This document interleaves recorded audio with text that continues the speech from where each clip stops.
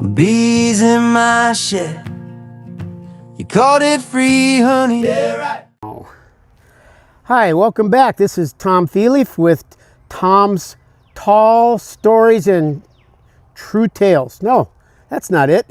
It's Tom's Tall Tales and True Stories. And we're welcoming you to our next edition, the 11th edition. And I'm really excited to have my brother, my older brother, Pat. You may have remembered him from one of our earlier editions where we were in Seattle visiting our other brother, Richard. And Pat was in that edition of our podcast. But he came down like a true snowbird from Minnesota to get out of the cold to spend a week with me here. And so we're going to do maybe one or two podcasts while he's here. So I'm really excited that. Welcome, Pat. Welcome. Thank you. So first of all, I want to say a couple things to my audience. I really appreciate all of the wonderful emails and messages you've sent to me, text messages and voicemail messages regarding all the different past podcasts, especially the last one, which was really fun.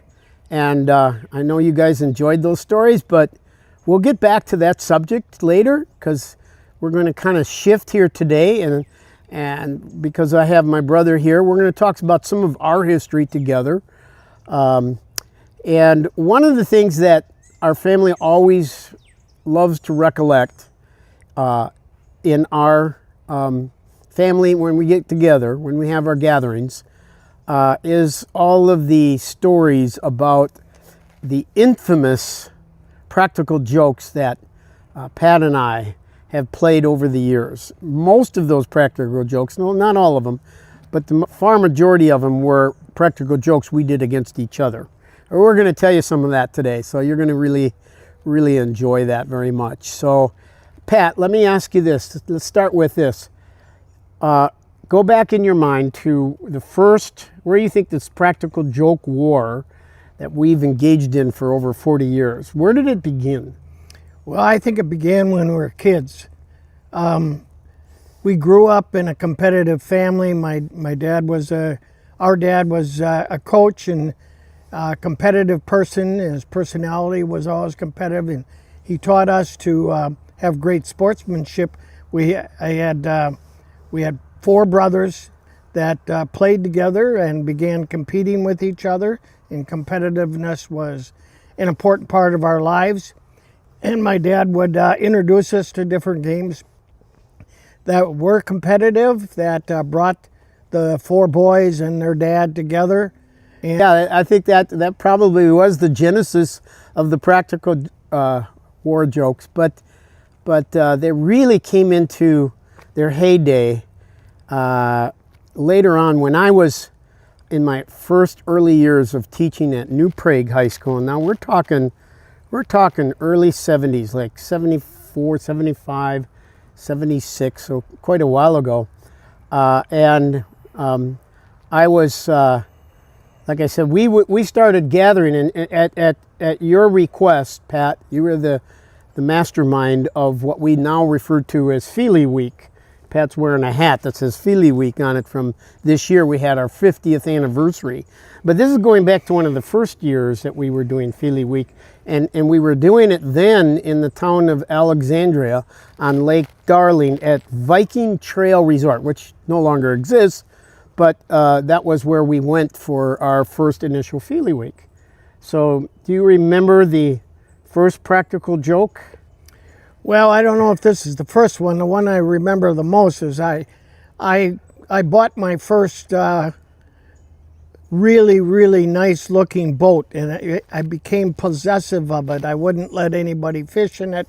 I would polish it and clean it all the time, and it was just my baby. I couldn't have said it better than that, and that is exactly the same story I was alluding to. So go ahead. Well, we went to town to play tennis. We always have a tennis tournament that's part of our competition for the week. And I knew something was up because after tennis was over, Dick, two things happened. TJ said he had to leave early, which never happens when Dick's going to buy ice cream cones.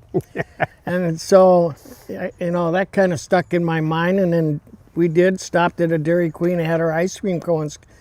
And we're headed home, and we're heading down the road, and on the right-hand side, we can see the lake, and we can see our cabins. We're very close. The road to our cabins, to the docks and the boats, we're all very close. And here my boat is not tied up. It's in the lake, a little bit close to the dock, but it's in the lake, but there's smoke coming from it. And I'm hearing the one person that's in my boat, which is you, TJ, screaming, "Abandon ship, abandon ship." And I just, when we got parked, I just went berserk, and I ran towards that lake, and I ran right off the dock. I was going to walk on water and kill you. You were, without a doubt. I've never seen anybody so mad, but it was expected. Now, to set the scene here, from my point of view, I left right after the tennis match because I wanted to get the scene staged. And I had with me my son and his son. They're fairly close in age. And so I got his son, his name is Todd. At the time, he's probably, 13 years old, maybe, something like that. So I got him on water skis. So he's in the lake with the skis on, and I threw him the rope so that it looks like he's ready to go water skiing. He's all ready to go, okay? Now, I had my son, Jay, hide in the boat, okay? And so he's where he couldn't be seen. And he was in charge of the smoke because I had purchased smoke bombs to make it look like something was on fire. and then we see the car coming down the road right next to the lake, because the road goes along the lake shore. And I see the car didn't stop yet, but I see my brother Pat jump out of the car and run straight at us towards the lake. No, clothes still on, tennis shoes still on, and he plows right into the water, and he's screaming his head off. "Yeah, what are you doing? That's my boat. Get away from my boat." And that's when I yelled, and by now Jay has the smoke bombs going full blast. And so I yelled, "Abandon ship, it's gonna blow up." And Jay and I dive into the lake, and Pat goes straight to his boat. Climbs in the boat all sopping wet, only to find a can there with the smoke bomb coming out. The motor wasn't even on. I didn't even try to turn it on. But speaking thereof, I did get back at you. You did, and you did quite well. It was rather ingenious, I will say. So you can tell that. I had planned, this was a different year, probably the very next year. I can't think too far ahead. I had planned some type of retribution, and I knew from conversation with TJ that at work in New Prague, he was having some legal issues with, I believe, the school board or something. To explain the legal issues, I was selected to be the grievance chairperson for our school district's labor union, teachers union. And so I was in charge of whenever someone had a grievance, that they would take it to me. And that's the legal issue. I was involved in grievances from other people. So without TJ knowing, I had this little prank set up that I needed to involve the secretary of the office of the school that TJ was working on. And she was very cooperative. She knew it was going to be a prank. She was cooperative with me. And so it comes close to Feely Week, and we're at Feely Week in Alexandria, same area. And TJ gets a call. It's the hottest day of the year. It's 100 degrees, and we're all waiting for it to get to be noon, 1 o'clock, because we're all going to do water sports and everything. And we're going to ski and have a great time. And TJ gets this phone call from the secretary that I had set it up with that he needed to put on whatever his best clothes were, his best clothes, and meet at Arrowwood Bar Resort. And meet with the attorneys for the school district on this legal business. And so after this phone call, TJ gets out of his swimsuit stuff, dresses up as best he can, and he drives over to Arrowwood, and the area they were going to meet is all glass. You can see the lake from there, and he's seeing us out skiing around the lake, all of us, and Rich was killing me. And he's waiting for the attorneys. I'm sitting in this bar watching all the stuff I love to do happen. And of course, the attorneys never come. And so TJ wasted the whole beautiful afternoon of skiing and water sports waiting for these attorneys who never came. And he got so mad that once he realized he had been pranked, that in whatever he was wearing, he walked around the entire lake. So he never got back to us till around 4 o'clock. By that time, when we saw him coming, we all scattered and hid somewhere. We knew he was going to be mad. I'll never forget sitting in that bar when it dawned on me. I'd already been there 2-3 hours. And it dawned on me, there's no lawyers coming. Pat did this, and I yelled out, "That son of a bitch!" So, yeah, it was a really good comeback. But then I knew Pat was going to think I was going to retaliate. And so I decided to play it cool. So I walked around the lake and thought about what I'm going to do to get back at him. And when I came back, by now it's dinner time and everybody's gathering for the meal for the day. And I didn't say a word. I didn't bring up the whole thing at the bar. I just played it cool, like everything was good. And I could tell Pat starting to get a little nervous. And so that was like Tuesday, and we went till Saturday. And so I let him sweat it out for days, right? Yep. And Thursday came, and nothing happened. He kept, I knew he was so expecting some bomb to fall on him.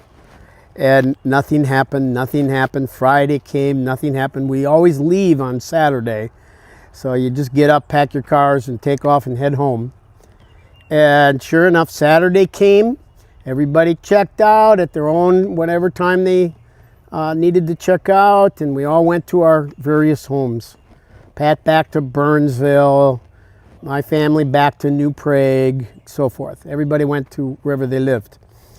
And and nothing had happened. And Pat's like, whew, boy, I dodged a bullet there. So now I'm going to turn it over to you. What happened a few days or a week or so later? Well, I got a call first from management. Now, to go back, another one of these competitions that we have every year was volleyball. And we had a volleyball net set up, and we used cones to create the boundaries, and it was very competitive. And there were some times during the week, especially in the evening, where it rained. And so our volleyball court over the week got very muddy, and the lawn got destroyed, basically. And we never thought anything about it because management never complained about it.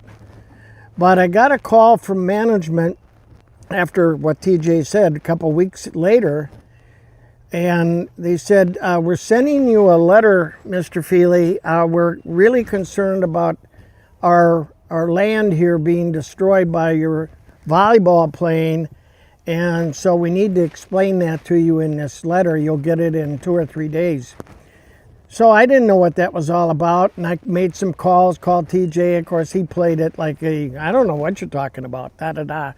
And nobody else did. And then I got the letter.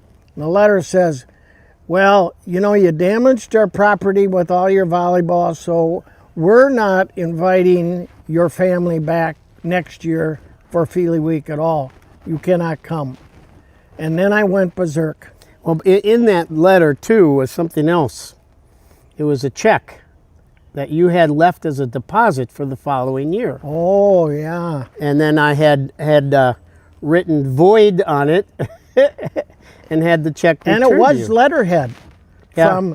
from the resort letterhead. So it was very formal letter. Right. And so I was going berserk and making calls and pleading with the management to give us another chance. We'll be much more careful. And they were being very non-committal. And all they would say is, you got to talk to your brother. You got to talk to your brother. No, we can't do anything, but you got to talk to your brother. Go ahead. Well, I think what they wanted, or they were told to tell you, is that they wanted an apology because they said I had been rude to them, which all of this wasn't true because they were in cohorts with me. They knew all about it and helping us out. Matter of fact, the check that they sent back was not the same check that Pat wrote. I had borrowed a check from his checkbook when he wasn't looking and duplicated an exact copy of the check and then wrote void on it. And that's what was mailed back to Pat. I also typed up the letter on their letterhead that was sent to Pat as well and mailed it on my way home from the post office. So all of it looked quite real. And so anyway, so they call me, oh, finally, here's what it is. Pat calls me up and he's literally yelling at me on the phone. You've got to apologize. We have got to be able to go back, and they won't let us go back until you apologize. And I'm like, I am never going to apologize to that SOB, you know, and I'm pretending. And Pat is angry as hell. And so he puts his wife, Sue, on the phone. Now, I never intended to practical joke Sue. I love Sue very much. Had a lot of respect for Sue and loved her. So as soon as Sue got on the phone and she was supposed to talk me into, you know, changing my mind about apologizing, I said, Sue, do me a favor. Don't tell Pat. Please just don't tell Pat. But this is just a practical joke. And the next thing I heard is, Pat, it's a practical joke. She yells it at Pat. So the cat was out of the bag and the practical joke was found out. Yeah, I took it hook, line, and sinker too. Yeah. So that was the beginning of many practical jokes. And we can't go through all of them. Maybe on another podcast we'll talk about all of them. But of the other practical jokes that we've done to each other, what stands out in your mind besides the ones we just told? Was there any others? Well, I bought a new car about 4 or 5 years ago, and it was bright red. And I have had other people tell me that's not the color to get when you get a car. It's a police eyeball, you know, as soon as they see a red car, they're watching it real carefully. And so I was a little bit nervous anyway. So I drive this red SUV up to Feely Week, again, the beginning of Feely Week. Now it's at Eagle Bay Lodge in Park Rapids where we both now own a cabin. Yes, and where the whole family is now going up there instead of Alexandria, which is a whole different story why, but it didn't have to do with pranks. But anyway, so I'm babying this, like, remember how I used to baby my boat? Well, I'm babying this car right now and taking care of it, make sure it isn't parked next to anything, maybe sure nobody's going to run into it and da-da-da. So about Monday or Tuesday of that week, I get up in the morning, got my coffee, go out and check on my car, and it is all full of bird white shit. I mean, it's got birds, it's like a whole flock of birds, excuse me, flew over it and just shit on my car. Nobody else's. Nobody else's, just his. my car. And I couldn't understand why this is, and I couldn't understand what was going on. And I asked people, and they didn't know what the hell it was about. And then I asked TJ, you ever see something like this? And TJ says, oh yeah, birds love red, and they love to shit on anything that's red. I said, wow, that's interesting. I never heard of that, and that's never happened to me before. And so night after night after night, this was happening over and over again, until I finally realized, this isn't bird shit. This is my brother. And I got after him again, and I brought him down, practically dragged him all the way down. I said, here's the hose, and here's the rags, and here's the brushes, and I don't want to see a white thing on this car again. All right, well, he's missing a great part of the story. I have to intervene here because one day during the week, as part of our custom, our tradition, during Feely Week, we play golf at a golf course that we all like called Blueberry Pines.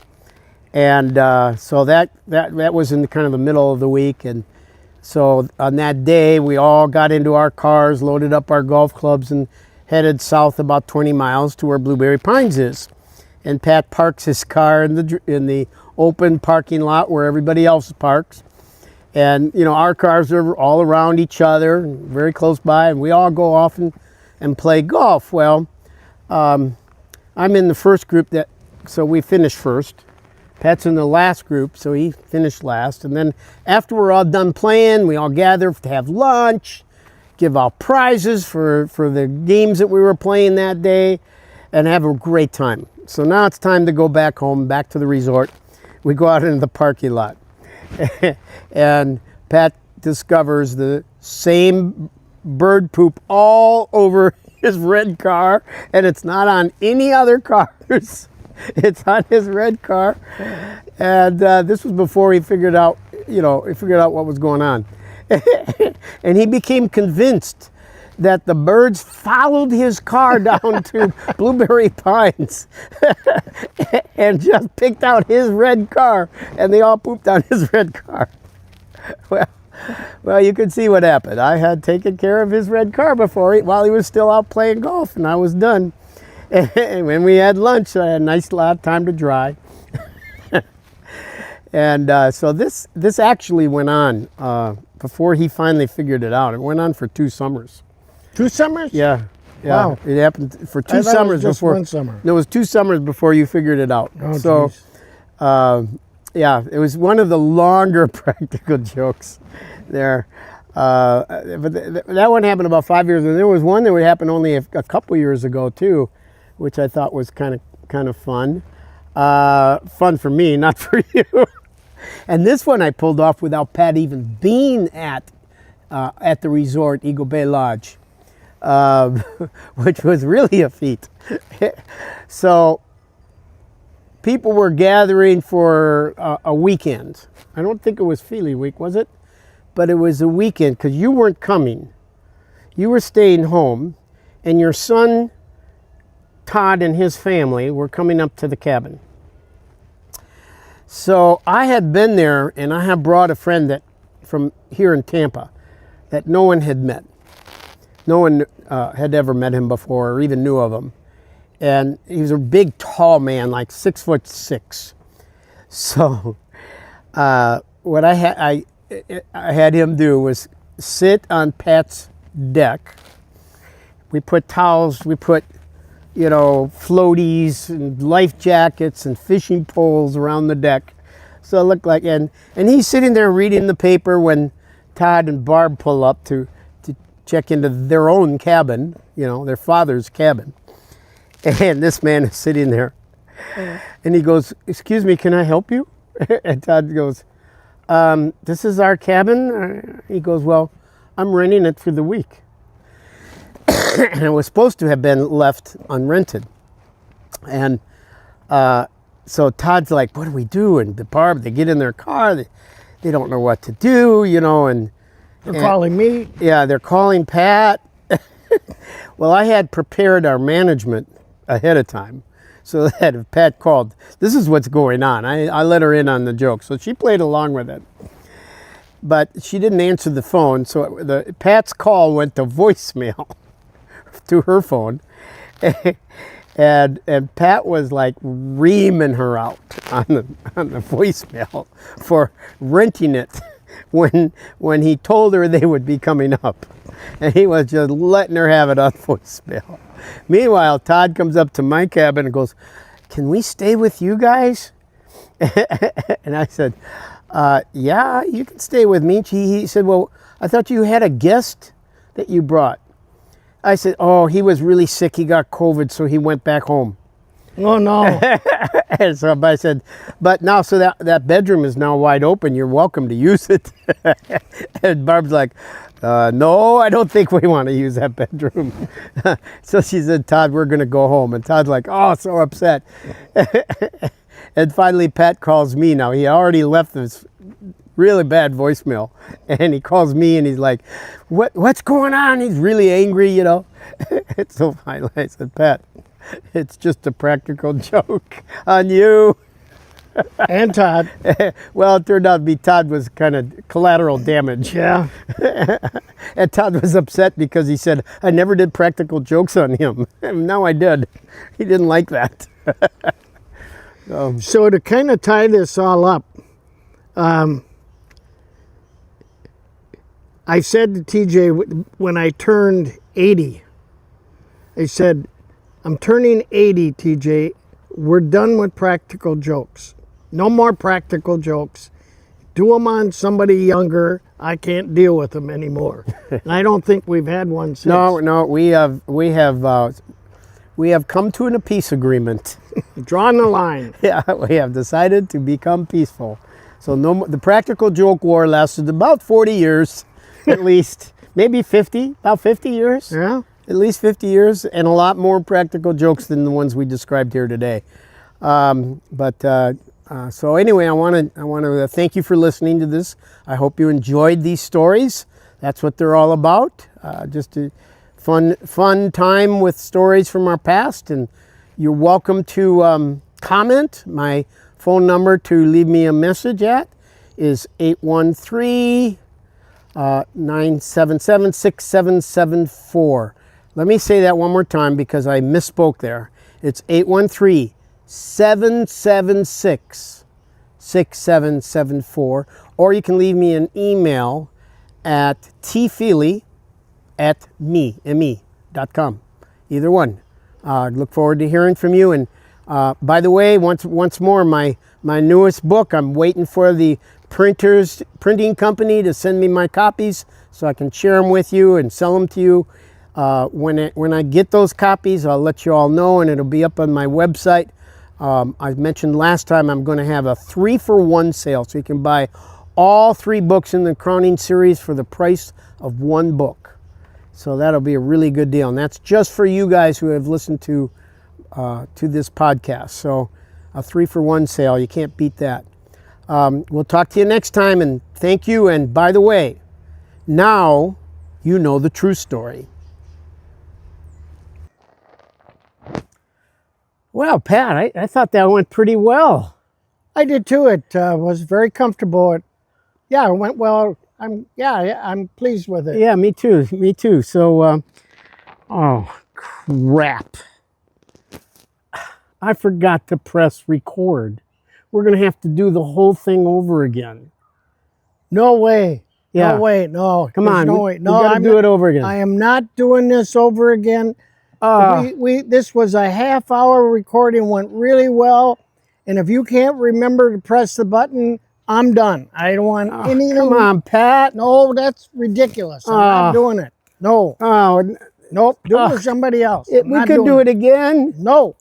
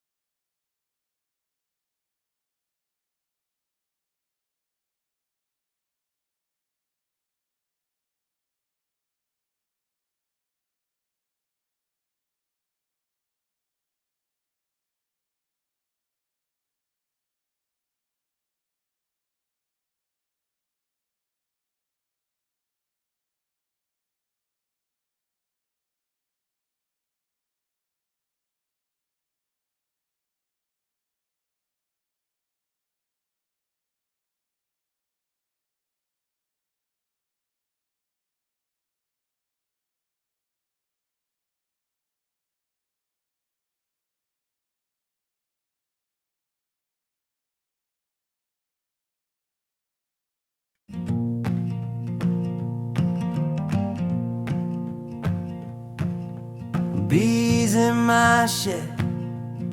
You called it free honey, yeah, right. Smoky old summer.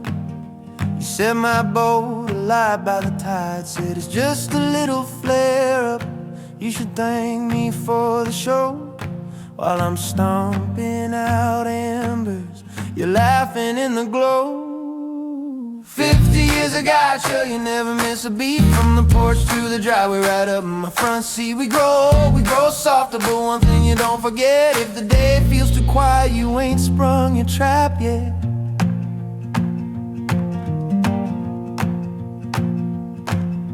Renters on my deck, you swore you cleared it with me. Fold out chairs, fake mustache, kiddie pool and a broken TV. I pull up in the driveway, thinking I lost my mind. You're grilling in my apron, thought you'd like a change this time. 50 years I got you, you never miss a beat. From the porch to the driveway, right up in my front seat. We grow softer, but one thing you don't forget: if the day feels too quiet, you ain't sprung your trap yet.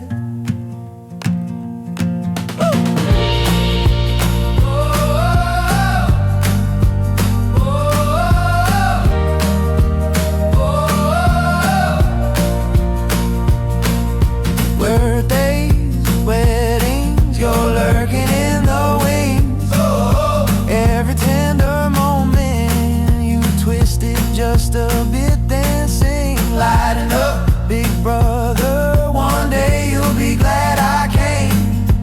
Funny how my favorite memories all answer to your name.